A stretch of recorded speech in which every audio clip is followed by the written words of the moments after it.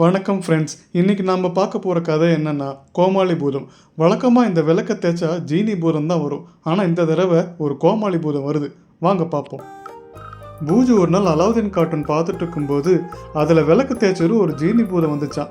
அந்த ஜீனி பூதத்தை பார்த்ததும் பூஜுவுக்கு ரொம்பவும் சந்தோஷம். தனக்கும் இப்படி ஒரு பூதம் கிடைச்சா நல்லாயிருக்குன்னு சொல்லி அந்த விளக்கு வாங்க கடைக்கு போனான். விளக்குக்காக கடையாக தேடினான். கடைசியில் ஒரு வழியாக அந்த கடையை கண்டுபிடிச்சான். அந்த ஆபத்தான விளக்கை யார்கிட்டையாவது ஏமாத்தித்தலான்னு கடைக்காரன் காத்துட்டு இருக்கும்போது தான் பூஜு வாங்கிட்டு போனான். அந்த விளக்கு அவன் கைக்கு தானாக போயிடுச்சு. ஜீனி பூதம் வரும்னு நம்பி அந்த விளக்கை தேய்க்கும் போது ஆபத்தான ஒரு பூதம் சிரிச்சுக்கிட்டே வந்து பயன்படுத்திச்சான். அதோட சிரிப்பை பார்த்து பயந்து ஓடின பூஜுவை அந்த பூதம் தடுத்து நிறுத்தி பேச ஆரம்பிச்சிடான். ஜீனி பூதம் வரும்னு பார்த்தா இப்படி ஒரு ஆபத்தான பூதம் வந்து நிற்குதுன்னு ஒரு பக்கம் பயந்தாலும் இன்னொரு பக்கம் கொஞ்சம் தைரியத்தை வரவழைச்சு நின்றுட்டு இருந்தான். ஏய் சிறுவனே, ஒழுங்கா எனக்கு விடுதலை வாங்கி கொடு, இல்லைன்னா என் கோபத்துக்கு ஆளாகிடுவேன் அப்படின்னு சொல்லிச்சான். பூஜு குழம்பியே போயிட்டான்.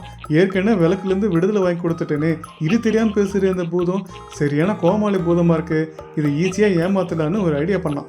உனக்கு விடுதலை தரணுன்னா எனக்கு நீ ஒரு உண்மையை சொல்லணும். இந்த விளக்குக்குள்ளே நீ எப்படி அடைஞ்ச, யார் உன்னை அடைச்சி வச்சாங்க, எதுக்காக அடைச்சி வச்சாங்க அப்படிங்கிற உண்மையை சொன்னாதான் உனக்கு விடுதலை வாங்கி தருவேன் அப்படின்னு சொன்னான்.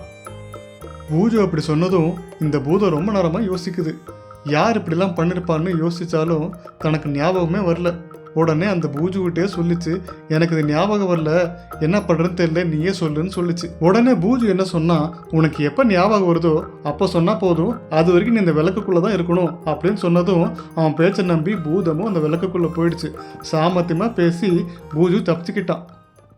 இந்த கதை எப்படி இருந்துச்சுன்னு கமெண்ட்டில் சொல்லுங்கள். இந்த மாதிரி நிறைய கதைகள் உங்களுக்காக காத்துட்ருக்கு. அதுக்கு நம்ம RMS Edit சேனலை ஃபாலோ பண்ணுங்கள். தேங்க்ஸ் ஃபார் வாட்சிங்.